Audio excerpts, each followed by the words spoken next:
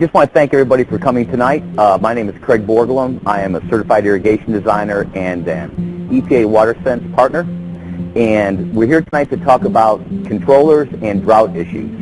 As you know, Florida's in a prolonged drought and it's going to go on, so we're going to always be stuck with these water restrictions that we have. The water restrictions that we have, they're now statewide, are that you can only water twice a week, and you can only water between 4 p.m. and 10 a.m., which for most people should be more than enough time. For a lot of large commercial projects, they do have a problem with that water window. Anyways, this is more based toward the residential homeowner. I want to start speaking about the controllers. Okay, this is a very standard controller, probably the most common one that I see in my work in the residential market. And it's a digital controller, which is much better than the old mechanical controllers that you might have seen, especially in places like Sarasota County and Volusia County. You can't even have a mechanical controller anymore. So after I show how to operate this, then I was going to do a small PowerPoint showing how to change one out yourself in case you wanted to do that.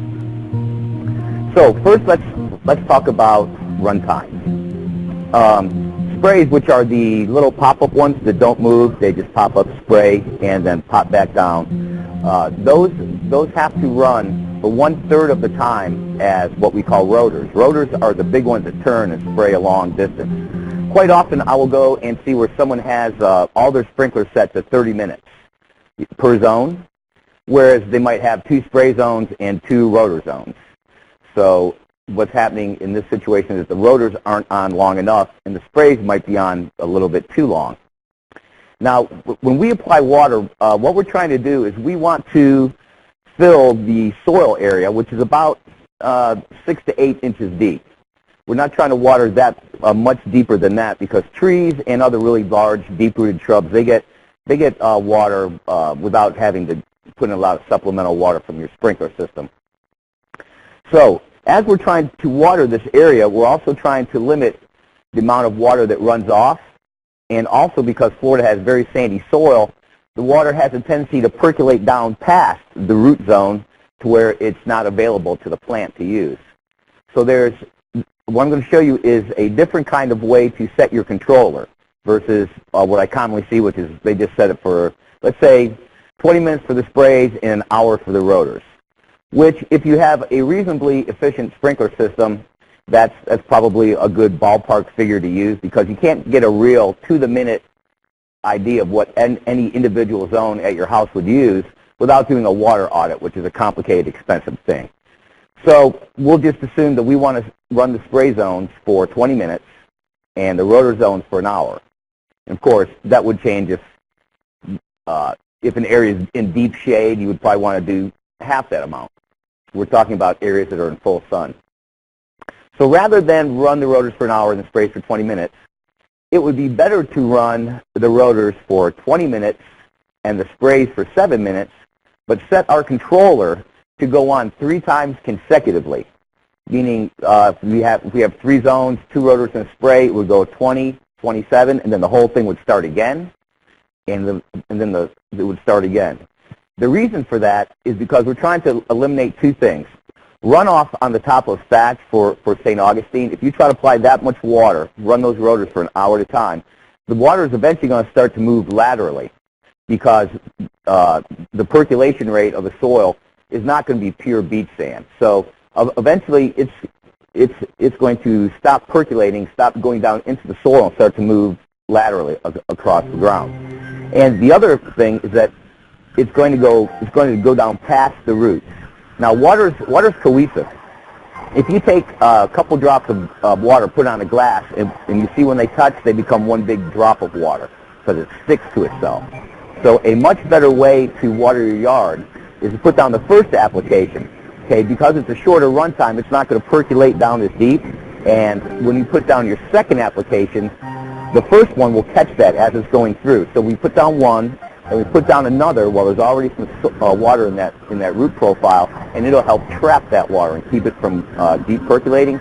And then we put down some more. And so that way we have less water running down through the gutters, and we also have more water in our root profile, so we don't have to water as long because we're making better use of of what we have. Now, you don't always have to use that much water. The highest evapotranspiration rates for Central Florida are April, May, and June, and September, October. That's when it's still hot out, but the humidity is very low. So when we're in, say like now, we're lately we've been getting a lot of rain, you wouldn't need to run it quite that long, maybe only 80% of that amount of time. So how do you do that without completely going around and changing every zone time? Well, any decent digital controller will have a function here called a water budget or a water adjust. I think Hunter calls it a global adjust. And what it does is if we have 60 minutes on zone 1, and let's see what's on zone 2 here, 20 on that and 60 on that. Let's say we want to use, we think we could drop our runtime by about 20%.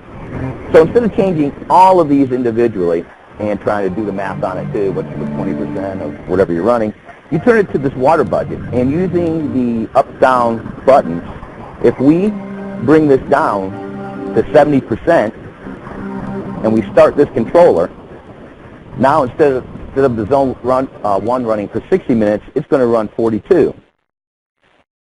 And what was running 20 minutes is now going to run 14. And when we get in the wintertime, you can probably set this down to 30 or 40% of what's needed during the hottest, least humid parts of the year. Now, I'm going to show you how to, I'm going to bring this back up to 100. And I'm going to show you how to set these run times. Okay. That's at 60 minutes, so we don't want to do that. We're going to bring that down to 20.